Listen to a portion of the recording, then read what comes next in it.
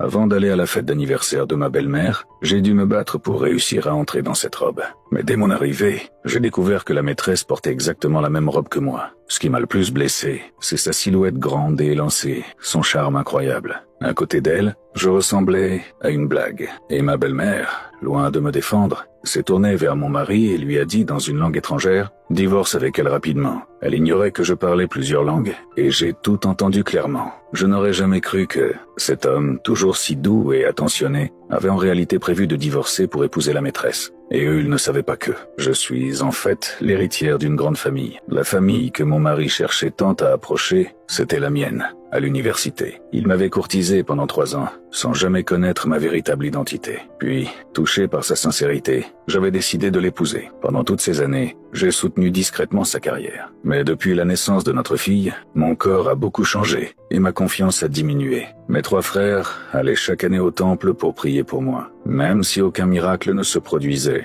ils n'abandonnaient jamais. 100 fois sans succès, alors 1000 fois. Ils juraient que je retrouverais ma confiance. Finalement, ils ont touché les dieux et obtenu ce qu'on appelle le remède divin. Mes 3 frères étaient aux anges et sont immédiatement venus me voir. Mais ils ignoraient que leur sœur chérie subissait une humiliation. Pour plaire à ma belle-mère, je m'étais forcé à mettre la robe qu'elle m'avait achetée. J'avais même prévu, à la cérémonie d'inauguration de l'entreprise, de remettre moi-même à mon mari le certificat de CEO. Mais lors de l'anniversaire, mon mari est arrivé en public avec la maîtresse. Et je ne savais pas que cette femme, qu'il avait déjà refusée, avait décidé de me remplacer dès qu'elle a appris qu'il allait devenir CEO. Pour séduire ma future belle-mère, elle avait préparé un collier en jade violet. Ma belle-mère a souri jusqu'aux oreilles et m'a même ouvertement raillé. Contrairement à certaines qui ignorent les règles de politesse, mon mari a essayé de rattraper la situation en disant que moi aussi j'avais un cadeau. Mais lorsque ma boîte a été ouverte, il y avait exactement le même collier en jade violet. Sans réfléchir, mon mari a immédiatement affirmé que le mien était faux.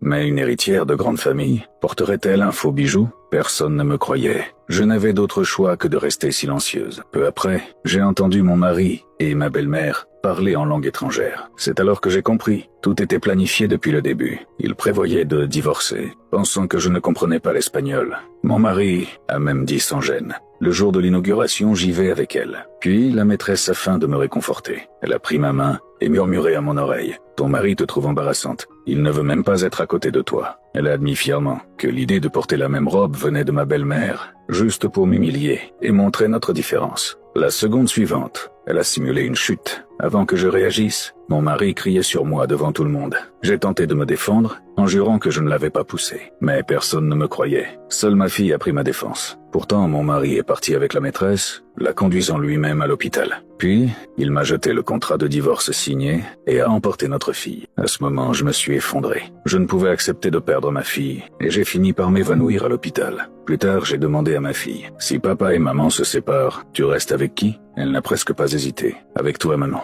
À cet instant, mon cœur glacé a retrouvé une étincelle de chaleur. Mais avant même que je puisse déménager, mon mari avait déjà ramené sa maîtresse à la maison. Je lui ai alors lancé un rire froid. « Tu t'occupes d'une autre femme alors que tu m'as pris notre enfant ?» Il a cru que j'étais encore enceinte et m'a demandé « Depuis combien de mois ?» Je lui ai répondu calmement « L'enfant est perdu. » À ces mots, ma belle-mère s'est moquée. Elle a failli mourir en donnant naissance et aura du mal à avoir un autre enfant. Elle est juste jalouse. Mon mari a cru sa mère, jusqu'à ce que je lui jette le rapport médical en plein visage. Il est resté silencieux, mais il a froidement ajouté « Perdu un enfant ? Eh bien, on en fera un autre. » J'ai explosé. « Tu as encore un cœur ? Mon corps est détruit à force de porter des enfants. » Il a répondu « Impassible. Ce n'est qu'un enfant. Toutes les femmes passent par là. » À ce moment, je me suis rappelé toutes mes peurs pendant la grossesse, craignant de perdre ma silhouette. Mon mari me répétait alors « Peu importe ton corps, je t'aimerai toujours. » Aujourd'hui, repenser à ces mots, c'est une blague.